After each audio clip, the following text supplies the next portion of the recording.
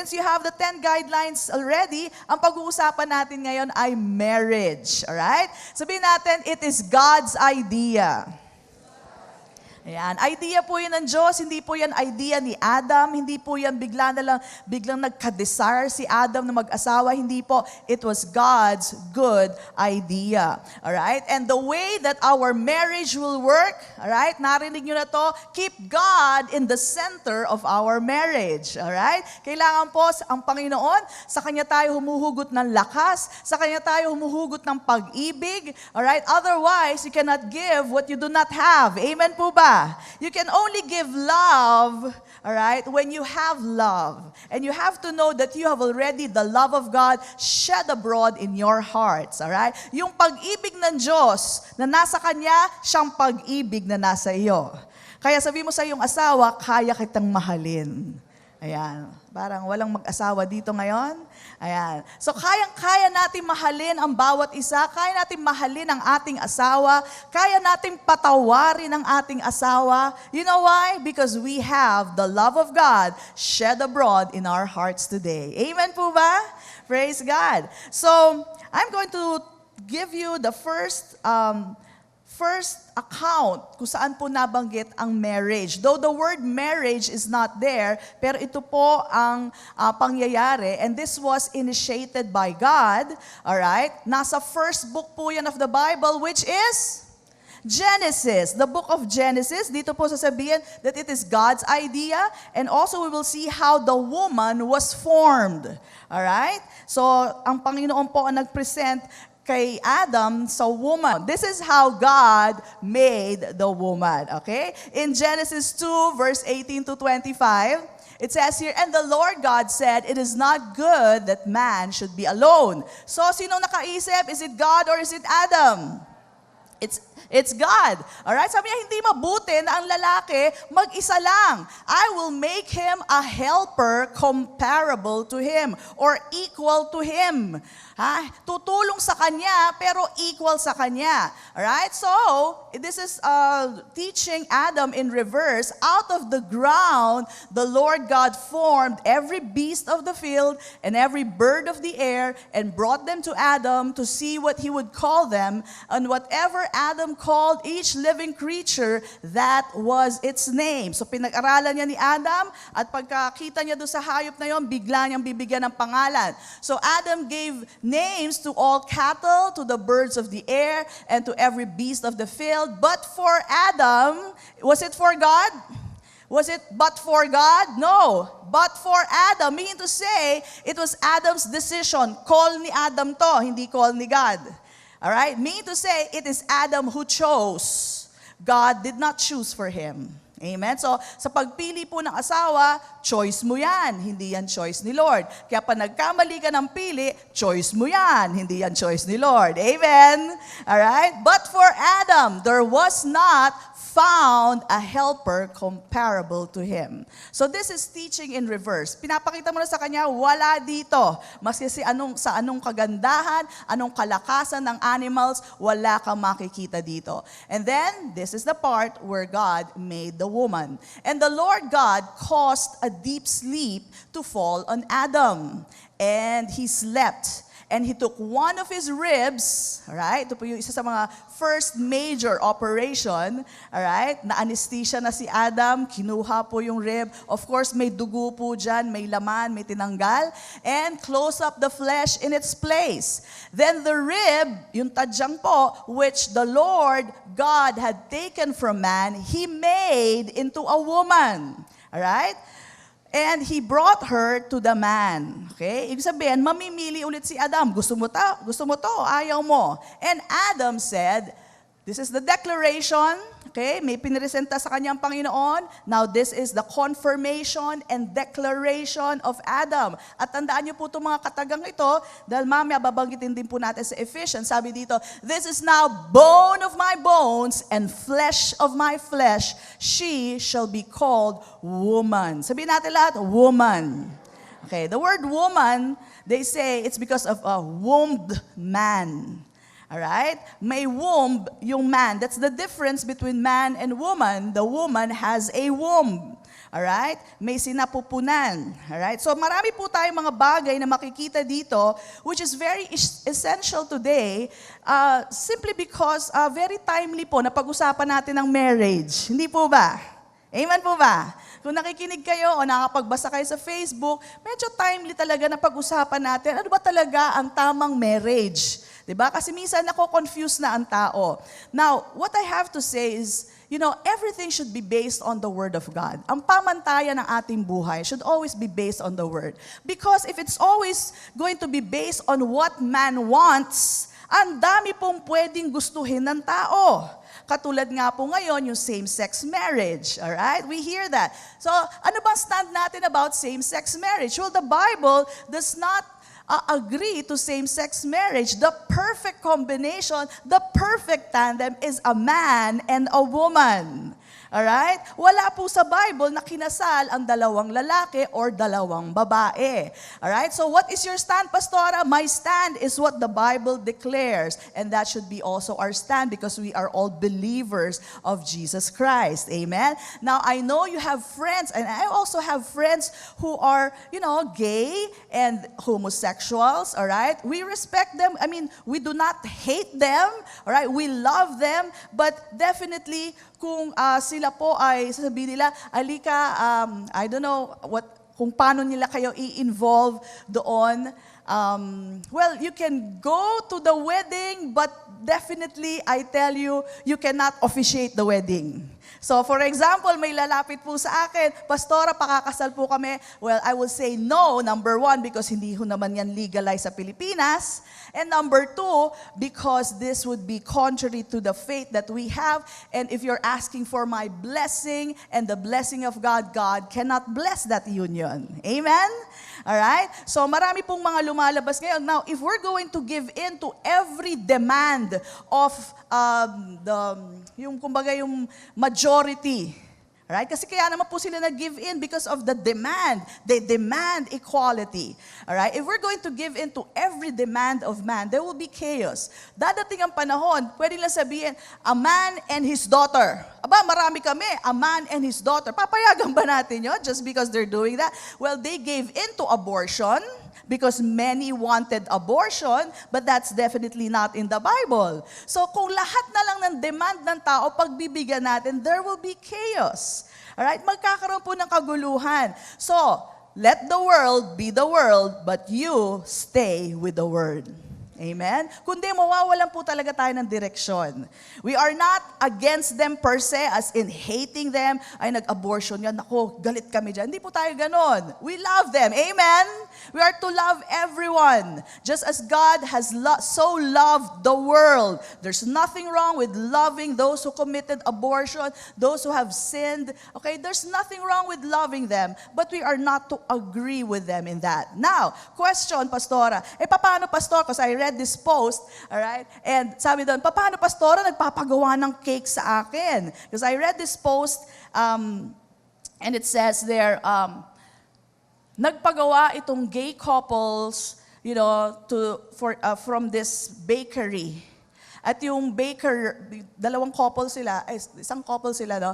They said no. Sabi niya, we don't want to participate in your sin. So tinanggihan nila ng papagawa ng cake for the wedding. So ang nangyari po, dinimanda sila, and now, because this happened in the States, alright, they're being required to pay $135,000 for damages. Anong damages? Tumaas daw ang blood pressure nila, etc., etc.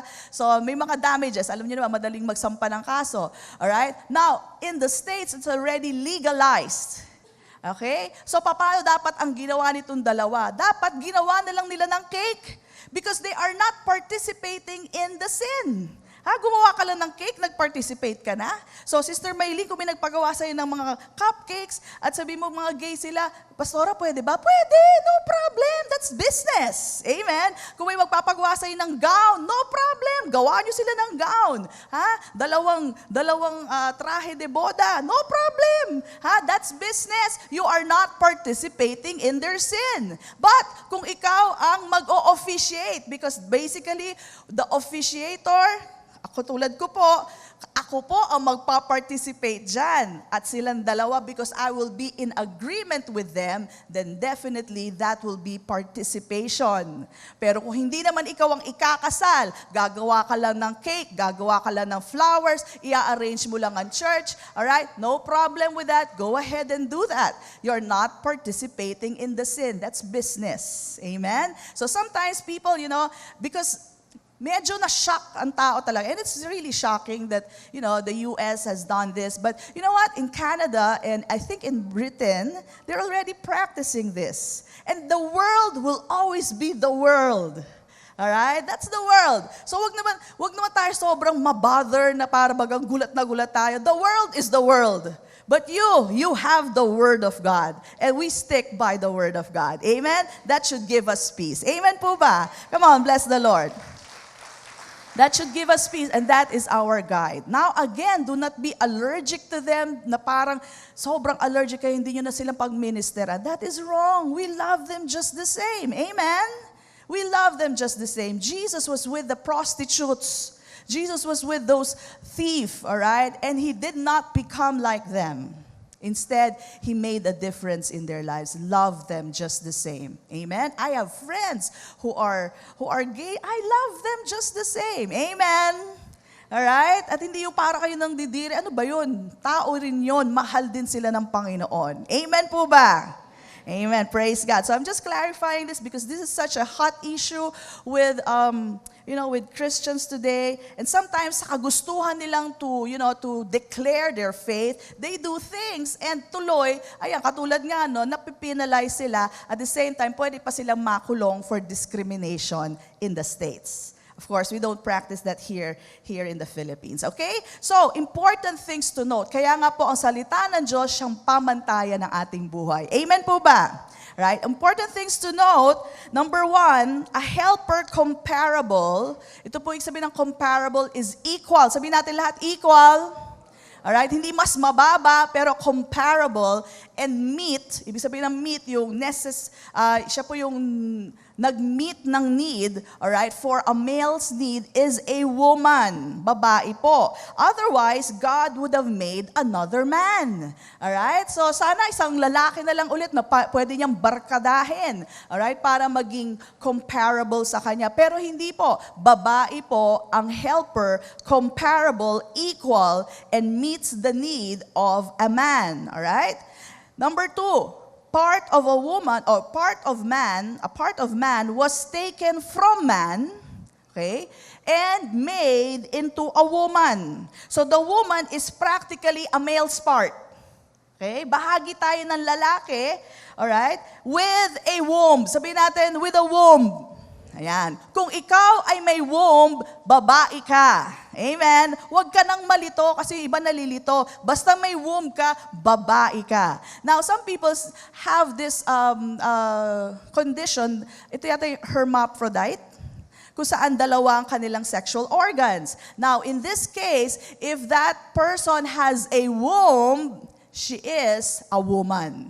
But kung meron siyang male organ and there is also a female organ, pero walang womb, that is a male. Yung po ang pagkakaiba po nun. So, basta may sinapupunan ka, ikaw ay babae. Amen po ba? Malinaw po yun because a woman is a wombed man. May womb siya na lalaki, na tao, rather. Okay?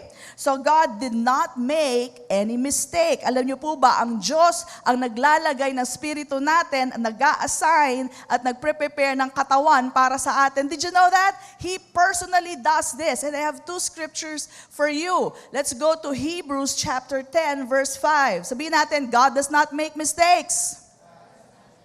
Okay, in Hebrews 10:5, and this is Jesus Himself speaking. Okay? Sabi dito, therefore, sabi sa Hebrews, when He, Jesus, came into the world, He said, sabi daw ni Jesus, sacrifice and offering you, sino tong you na to? God, you Father God, did not desire, but a body you have prepared for me. So who prepared the body for Jesus?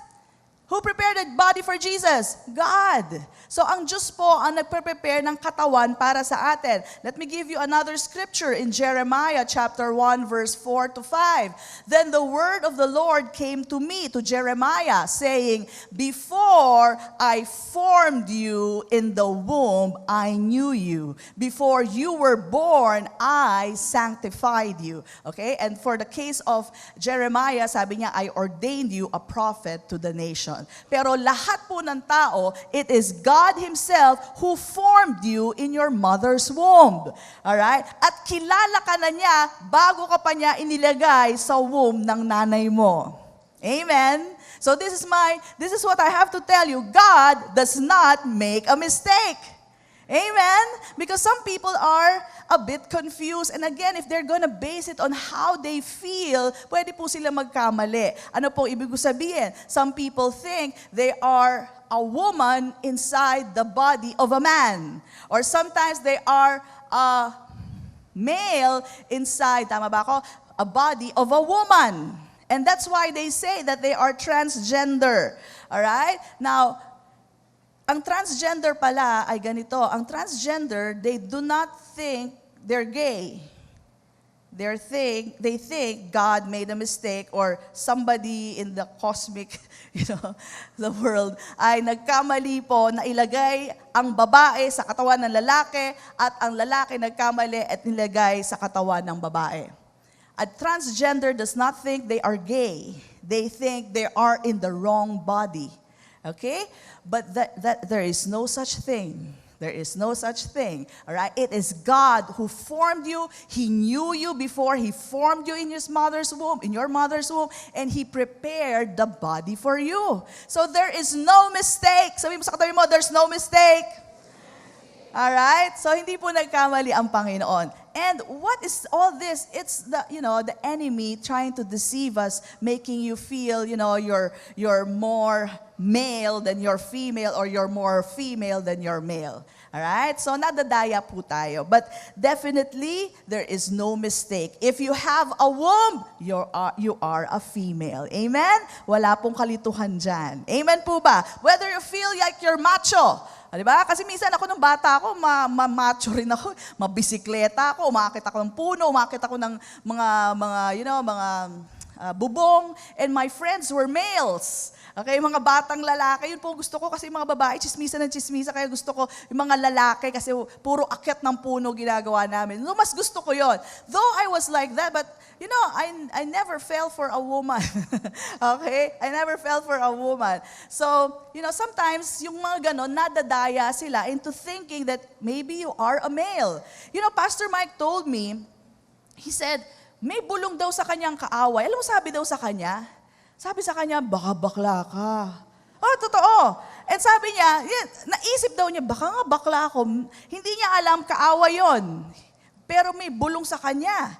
So, nagsabi daw, he doesn't know where it came from kasi bata pa siya noon. Pero siguro may nanukso. Di ba, usually mga ganun, may nanunukso, bakla ka, bakla. And titignan, baka nga bakla ako. Di ba? Tapos biglang iba na yung galaw. Or sometimes medyo malambot ang galaw and people would say, oy, bakla ka. Hindi naman, malambot lang talaga ang galaw. May mga lalaki pong ganun. Alright? And sometimes they are teased and so pumapasok na po yung kaaway and they are being deceived already. Okay? So there are other cases which I do not know of. Alright? Iba yung mga cases nila. But definitely, if you have a womb, you are a female. You do not have a womb, all right? Then you are a male. There is no mistake. Amen? God, our God, does not make mistakes. Amen? Come on, bless the Lord. Praise God, okay? So we do not condemn them. We love these people. I actually love these people because they have such creativity na sila lang yata may mga ganong klaseng kaisipan. But, we continue to love them, and I know, may question pang ganito, Pastora, born again ba sila? Okay? Pastora, born again ba sila? Okay. If they have believed Jesus, they believe Jesus came here, He's the Son of God, He died for them, and their sins are forgiven. Okay? Let me tell you, and they believe that Jesus rose from the dead 3 days after. They believe all this, all right? they call Jesus their Lord, guess what? They are born again. Okay, question. Masasave ba sila? Parehas lang po yun. Okay? Because, remember, it is not because of any of our doings that we get saved. It is our believing in Jesus Christ that we are saved. Amen? So we have no right to be judged of these people. Hindi natin sila huhusgahan. That is not our role. Alright? Di pastora, halata namang wala sa kanya. Ay, that's not your role. Our role, ang sabi po salita ng Diyos, we owe no man anything except to love them. So let me tell you, are we to judge? And then tinitignan ko yung kilos, mukhang walang pagbabago. Wala ka ng pakialam doon. Alright? If they believe in Jesus and they say they are born again and they say Jesus is their Lord, wala ka ng pakialam doon. It's God's dealing with them, not you. You are not judge. You are a lover, not a judge. Amen? Continue to love one another. Amen? Yan ang ating role, to love one another. Okay? So let's go back to marriage. Let's go back to marriage. Point number 3, the truth that woman was taken from a man means she is very much part of man. Alright? So ang asawa niyo po, kung kayo po may asawa, yung asawa niyo pong babae na yan, she is part of you. She is actually part of your body now. Alright? Pero meron po siyang sariling individuality just like you, the male. May sarili kang kaisipan, may sarili kang kalooban, ganun din po ang babae. Though she is very much part of you. And this is the reason why the male or the husband should love the wife as his own body. Because yan po ang katotohanan, galing po ang babae sa lalaki. And nobody hates his own body. Tama po ba yun? Sinusuntok mo ba sarili mong katawan? Huwag mo rin susuntukin ang asawa mo. Amen? Because nobody hates his own body. He loves his own body. He takes care of his own body. Amen po ba? Alright? So, yan po ang katotohanan. The woman, is very much part of her husband. Okay? The woman, sabihin natin, is of man. Number 4. Sabihin natin, is of man. Sige po, sabihin natin, is of man and for man. Ibig sabihin, galing tayo sa lalaki at para sa lalaki. And this is the mystery which points to Christ and His church. Yung palang marriage, alright, has a reason kung bakit po ganyan. Because this will point to Jesus. Okay? Ito palang mystery na to kung bakit gantong pagkaka-arrange ng Panginoon Diyos about marriage is because it will always point to the covenant of Jesus Christ to His church, His own church. Alright? You know why? Because the church is of Christ and for Christ. Galing kay Kristo ang church at para kay Kristo din ang church. Ganun po ka-intimate ang ating relationship. Hindi po hinalintulad sa magkapatid. Hindi po hinalintulad sa magkamag-anak o magkaibigan. Ang relationship po natin kay Kristo ay parang mag-asawa. So intimate. We are of Christ and for Christ. Amen? Paano tayo naging of Christ? You know, when Jesus Christ died on the cross, He was bleeding. Okay? Pansinin nyo, may bleeding din po nangyari kay Adam, kinuha ang kanyang tadyang. May parallelism. And from that tadyang, gumawa po ng babae. While Jesus was bleeding on the cross, alright, from that blood and His flesh broken, the church came forth. Why? The new creation church. Tayo po mga bagong nilalang kay Kristo Jesus. Tayo po ang church na para kay Kristo at galing kay Kristo. Amen po ba? Palakpakan natin ang Panginoon. So this is the mystery, and only a male and a female marriage can represent the Christ and the church mystery. Alright? So hindi po natin pwede baguhin yan. Gaano man kagusto ng tao, gaano man kadami, maski na buong mundo na ang gusto niyan. But this is what the Word of God tells us. It's a male and a female intimate relationship. Yun po ang tunay na nagre-represent kay Kristo Jesus at sa kanyang church. Let me give you a scripture for that. Ephesians 5:30. Sabi po dito, for we are members of His body. Bahagi daw tayo ng kanyang katawan of His what? Of His flesh and of His bones. Remember what Adam said? You are now bone of my bones and flesh of my flesh. Same words here. Amen? Bones and flesh tayo ni Kristo. And look at this. For this reason, a man shall leave his father and mother and be joined to his wife, and the two shall become one flesh. Look at this. Galing tayo kay Kristo, di ba? Ano nangyari? Jesus left His Father and was joined to the church. Are you seeing this? And the two became one. As Jesus is, so are we in the world today. That's the mystery. Kaya sabi dito, this is a great mystery, but I speak concerning Christ and the church. Amen? So, only a male and a female marriage, union, all right, is what speaks concerning Christ and the church. Balang araw, we will be married to Christ, all right? At yun po ang makikita natin sa book of Revelations. Later, I'll get to that. But this is this great mystery being spoken of. Kada may kinakasal na dalawa, do you know that you are proclaiming that Jesus Christ, the Lamb, will be married to the bride? Okay, yan po ang declaration nun. Now we will be one finally with Jesus Christ. Amen? So it's a declaration of our faith when you get married. Amen? It's a declaration of covenant when we get married. Alright? So when Adam said, you are now bone of my bones, flesh of my flesh, he was declaring a confirmation that, yes, Lord, I am now committed to this woman. The woman you made for me, akin siya, aalagaan ko siya. That's the covenant declaration. Amen po ba? Yung po ang declaration doon. And this is also the reason why there is no shame when you are naked. Sabi po dito sa huling part ng ating binasa in Genesis chapter 2, sabi dito, and they were both naked, the man and his wife, and were not ashamed. Okay? So, in the eyes of God, there is no shame for you to be naked in front of your husband or your wife. Why? Because you're married. You have now a covenant or a commitment with one another. There is no shame in there. Amen? Alright? So, ang pamantayan po, babae at lalaki at mag-asawa, there is no shame when you are naked. Amen? So, in the eyes of God, that is holy and that is pure. Okay? And what they did was they had a covenant. May covenant na si Adan dun sa babae. So male, you have a covenant as you declared, you are now mine. Yan po ang nangyayari sa kasalan. Kaya po kayo nagde-declare ng vow, okay? It's not just for one another, but you're declaring the vow to God as well. Pag sinabi ko pong, Brother Mike, will you take Sister Dulce as your wife? Alam niyo po, hindi sumasagot si Brother Mike kay Sister Dulce. Sa akin po siya sumasagot. And I represent God, all right, asking Him the question. So you are actually making the vow to God. All right?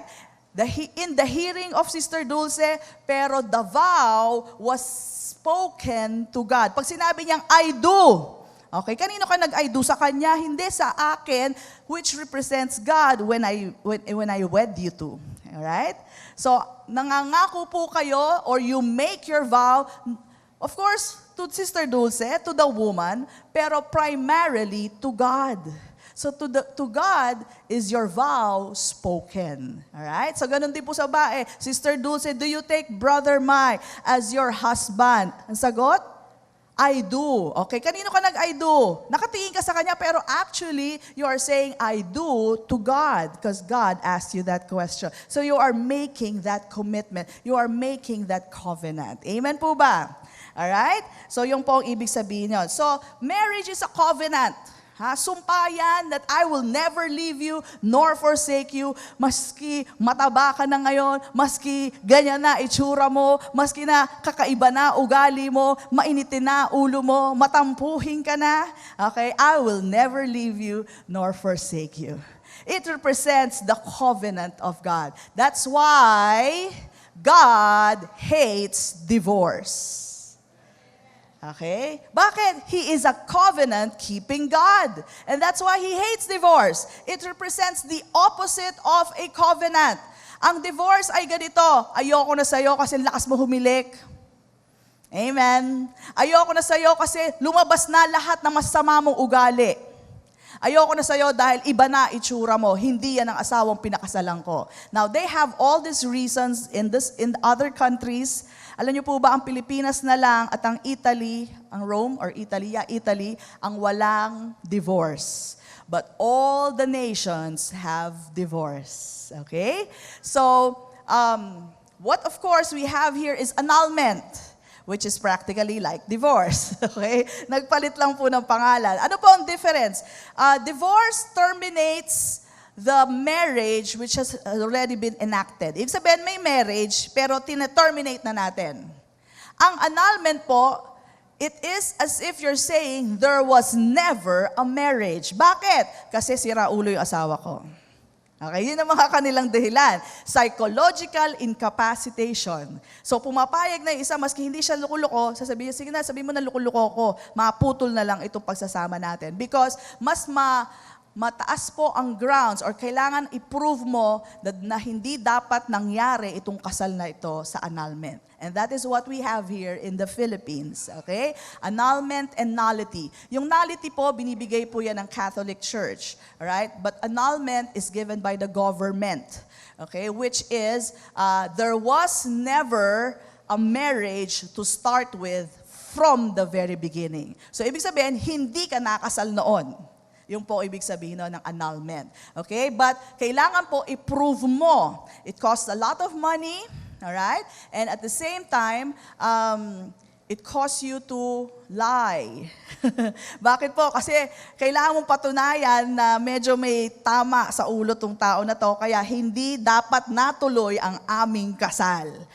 Either they would say, he's been a drug addict and he didn't tell me he was a drug addict, kaya dapat hindi natuloy tong kasal namin. O kaya hindi niya kayang mag-asawa dahil may tama sa ulo. Something like that. And you know what? Maraming Pilipino pumapayag. Matapos na lang kanilang kasal. Alright? Di bali nang may tama sa ulo. Ayan, basta ma-annul lang kanilang marriage. Alright? And that is what is happening right now, which is a sad thing. Why? Because one of the greatest Christian witnesses to the world today is a happy marriage. Okay? It declares that God can heal marriages, restore relationship, at merong kapatawaran. Amen? That we can give that forgiveness within the marriage because God is a forgiving God. But as we all know, pag hindi natin na-apply ang salita ng Diyos sa ating buhay, baliwala lang. Pasok sa isang tenga, labas sa kabila. So we have to apply the Word of God. And this is why we have this message, Grace in the Christian Family. Our marriages are with hope. Amen? Because we have the hope of glory, Jesus Christ our Lord. Amen? May pag-asa po yan. Huwag kayo mag-give up. Amen po ba? Alright? May pag-asa po, malaking pag-asa po because we have Jesus Christ. Okay? Alam niyo po ba, according to this research, there's this Christian researcher, his name is George Barna. George Barna. He's a Christian researcher. Well-known po siya.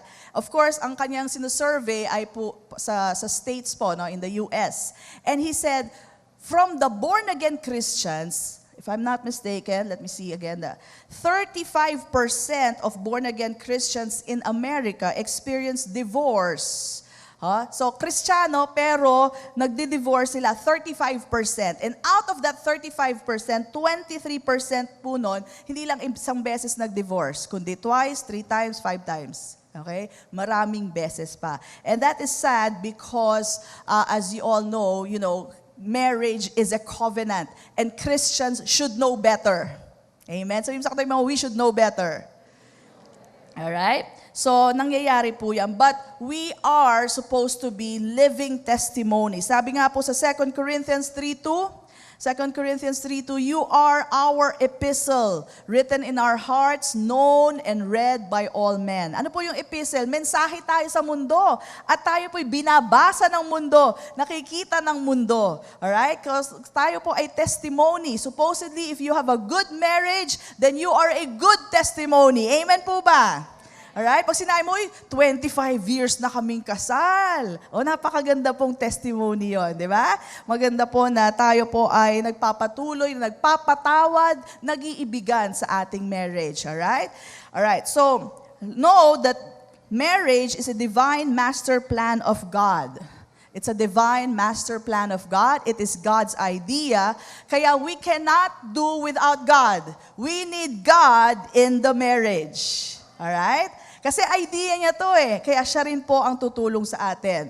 Now, in the world, it's called a ordinance. An ordinance, no? Ano po yung ordinance? It's a law or a rule made by an authority. Okay? So, even Moses had this, alright? Pero even before that, ang marriage po has always been the plan and the ways of God. This is how He wants man and woman to be united through marriage. Okay. And remember also that God honors the law of the land. Letter B. Okay, God honors the law of the land based on His will. God will never compromise His word and will. Kaya nga po sinabi niya sa Romans 13, verse 1 to 7, sinabi po ni Paul, let every soul be subject to the governing authorities, for there is no authority except from God, and the authorities that exist are appointed by God. Alright? Alam niyo, takang-taka ako dito. Sabi ko, Lord, paano yung mga corrupt? Kayo rin ba nag-appoint nun? Okay, so this is what I got. Ang authority po, parang kuryente, galing sa Diyos. Ang kuryente galing sa Diyos. Ang source ang Diyos. So all authority comes from God. Amen? Now all the places, the appointed places, whether in our country, president, vice president, then you have the senators, all those positions are of God. Pero kung sino iluluklok natin doon, sagot natin yon. Amen? So ibig sabihin, parang kuryente galing sa Diyos. Pero paano mo gagamitin ang kuryente? Nasa sa atin na yon. Ganon din po ito, no? All authority comes from God. All this position, like in the Philippines, we have president, we have vice president. Pero as we all know, some people get to that position through cheating. Hindi nasagot ni Lord yon. Hindi siya ang nagpa-cheat sa tao na ito. Alright? But He uses all this. Now remember, you might be worried. Sabihin nyo, paano yan? Corrupt po yung aming ganito, aming kung sino man nakaluklok. Alright?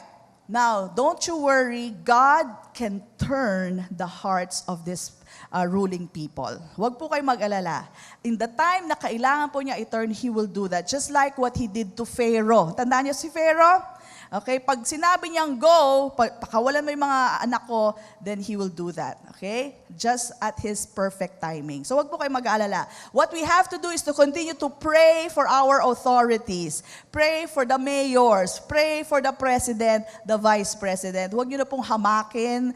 Okay? Huwag na kayong makisama sa naghahamak sa kanila. Panalangin po natin sila. Amen po ba? Okay? So ang sinasabi po natin, this authority of marriage here, pag kinasal po kayo, this is honored by God because He honors the law of the land. Okay? Another thing we have to understand about marriage, marriage is not just a piece of paper. Madalas natin naririnig yan, ay, kapirasong papel lang yan. Ha? Kapirasong papel lang yan. But it is legal and moral before man and God. May nagsasabi nga po sa akin, alam mo, yan, papel lang yan eh. Ang importante yung pagsasamahan. Totoo po yun, importante po ang pagsasamahan. Pero hindi kayo pwede magsama ng walang papers. There are legalities, and these legalities should be honored by each one of us, okay? And there's a spiritual morality also behind this. Okay? Now, marriage is God-ordained. Letter D. Marriage is God-ordained. God designed marriage. And that is why we need God in our marriage. Okay? Hindi po pwedeng wala ang Diyos. And letter E. Tama ba ako? the Bible, you will notice marami po scriptural emphasis on marriage and wedding.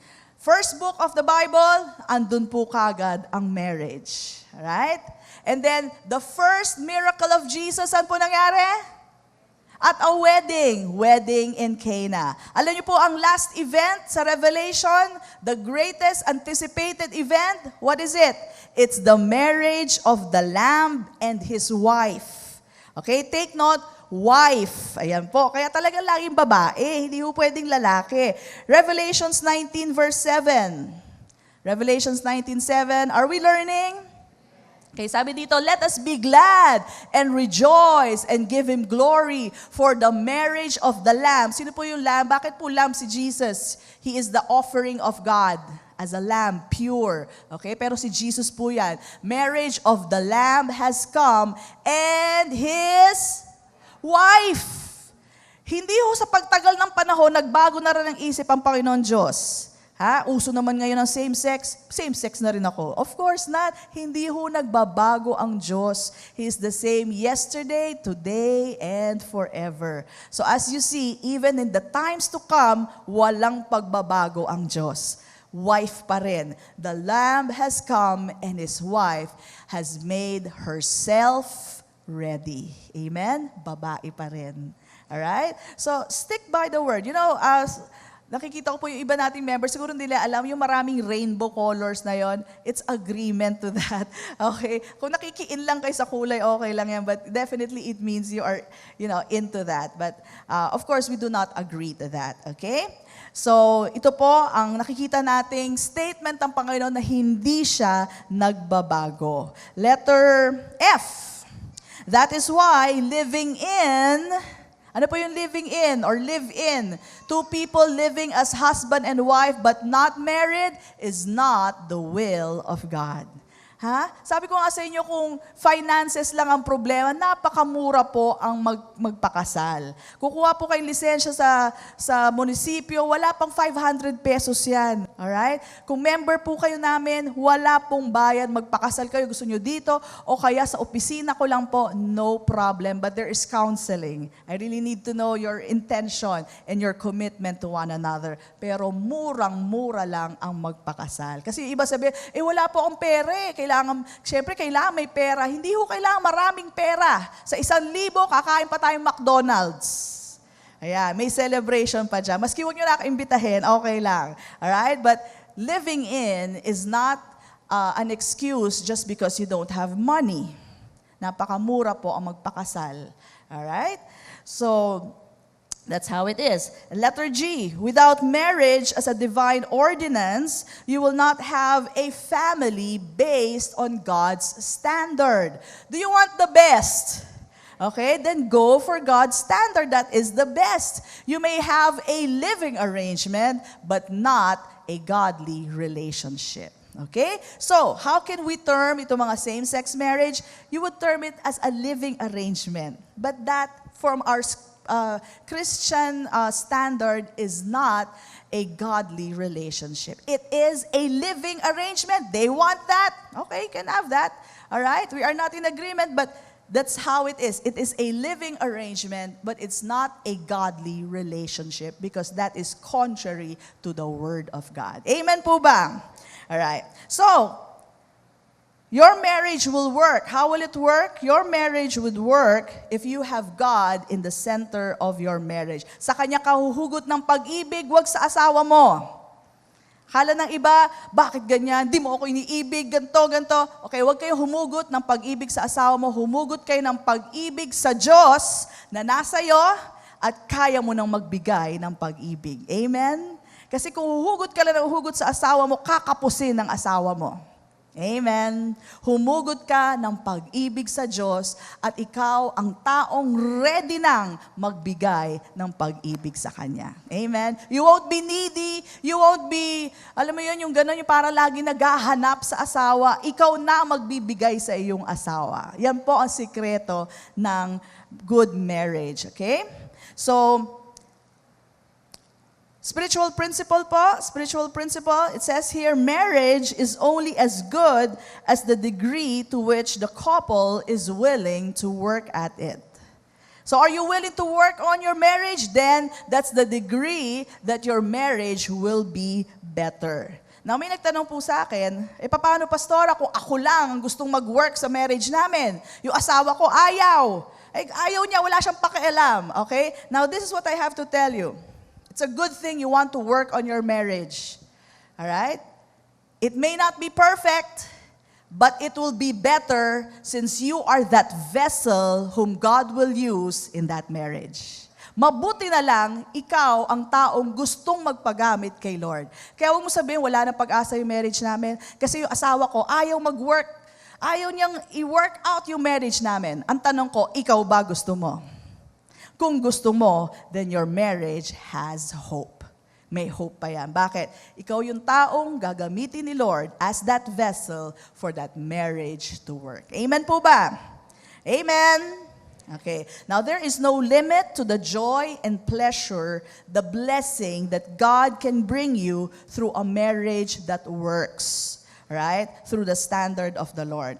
The marriage will work. Sabihin natin, the marriage will work. Right? With God in the center of it. Tandaan niyo po yan. Hindi po walang pag-asa ang ating marriage. Okay? On the practical side, alam niyo, isang bagay, napaka-easy lang po to. On the practical side, the best way to make your marriage work is be nice. Sabihin mo sa katabi mo, be nice. Okay? Napaka-important. Ganun lang. Alam niyo bakit? Nung nagliligawan kayo, super nice kayo. Ay, super nice, di ba? Pag na-late yung girlfriend, sabi, okay lang. Okay lang. Uy, sorry tagal ko mag-makeup. Okay lang. Ngayon, na-late sa makeup. Ano ka ba naman? Kayo na pa ako naghihintay, di ba? Galit na galit na. Pero dati, lahat okay lang. Ganda mo nga eh. Di ba? Sexy mo nga eh. Alright? Dati, ganon. Why don't you bring back the nice into the marriage again? Amen? Bring it back. Alright? Alam mo, minsan kasi, kilala na ako nito kaya bahala na kung paano ko sabihin. Akin na nga yung sapatos ko. Ito, sapatos mo. Di ba? Ganyan na tapunan na Bakit? Kasi, grabe naman ito mag-utos Alright? Sabi mo, honey, paabot naman ng sapatos. Yeah, yung mga gana. Bring back the nice into the marriages. Okay? Ano niyo po kung anong nawala? Disiplina. Kasi pagpasok mo sa opisina, nice ka ulit. Bakit ganon? Pagdating sa bahay, hindi ka na ulit nice. Amen? So, ibig sabihin, pwede ka maging nice. So, yung sa katabi mo, pwede ka maging nice. All the time. Alright? But some people, sa bahay naman yan Kilala na naman nila ako. Ka na yung tubig! Ka na yung gata!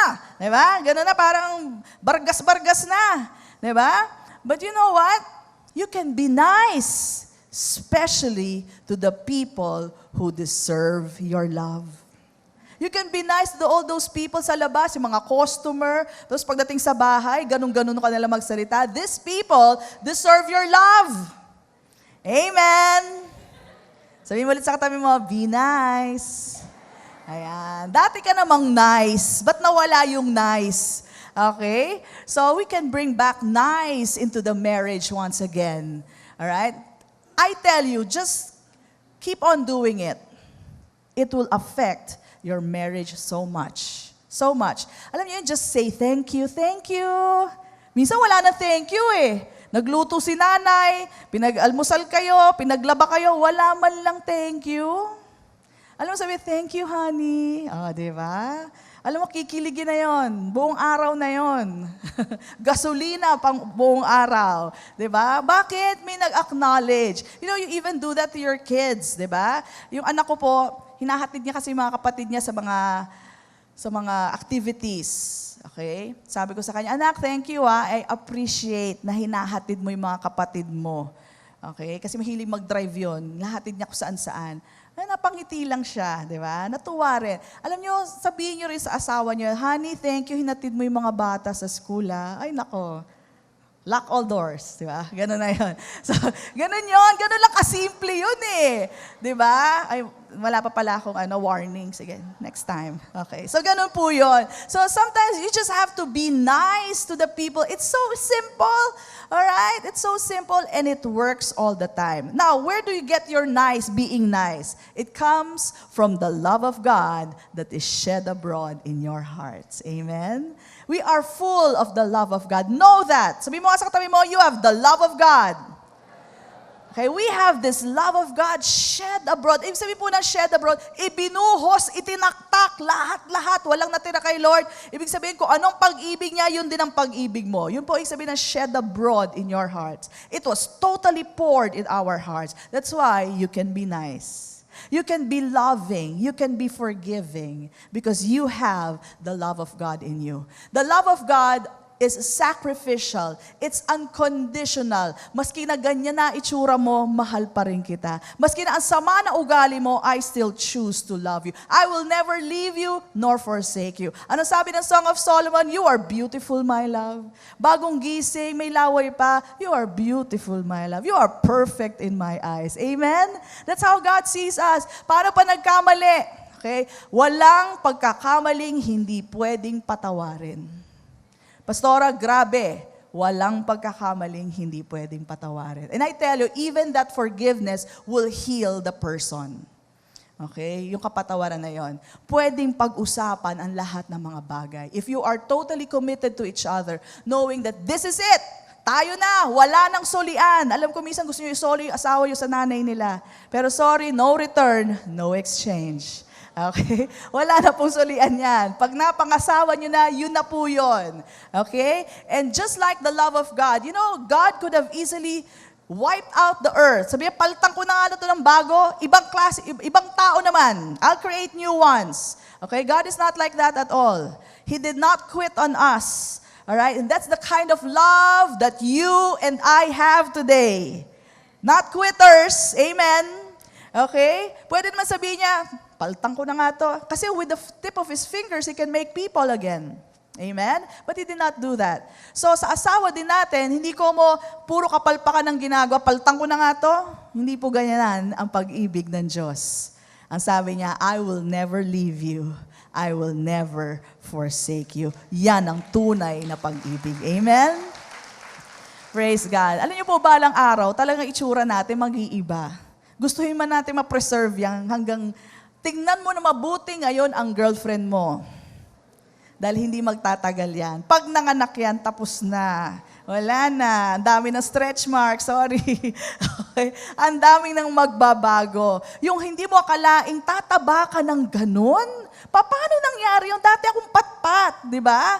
Pero I'm sorry, pag nanganak na yan, kunan mo na ngayon na maraming litrato, hindi magtatagal yan. Okay?